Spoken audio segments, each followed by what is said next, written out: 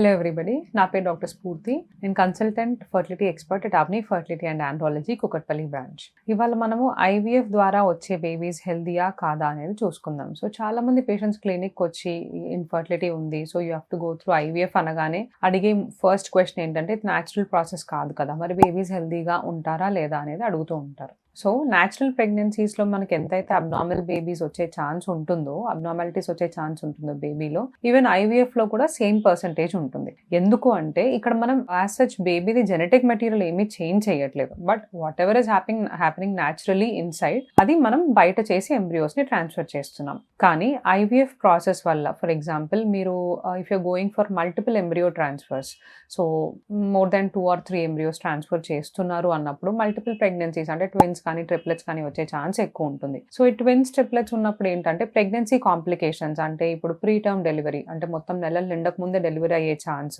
So అలాంటప్పుడు ఏమవుతుందంటే babies పుట్టడమే లో బర్త్ వెయిట్, అంటే 40 వీక్స్కి మొత్తం 9 months నిండిన తర్వాత ఎంత వెయిట్ అయితే ఉంటారో అంత వెయిట్ ఉండకుండా తక్కువ వెయిట్తో పుట్టడము. అండ్ వీళ్ళకి ఈవెన్ మదర్స్కి కూడా ఈ మల్టిపుల్ ప్రెగ్నెన్సీస్ వల్ల, అంటే ట్విన్స్ వల్ల ట్రిప్లెట్స్ వల్ల బీపీ కానీ షుగర్ కానీ ఇవన్నీ వచ్చే ఛాన్సెస్ ఎక్కువ ఉంటాయి. సో దానివల్ల బేబీస్ ఎఫెక్ట్ అవుతూ ఉంటారు.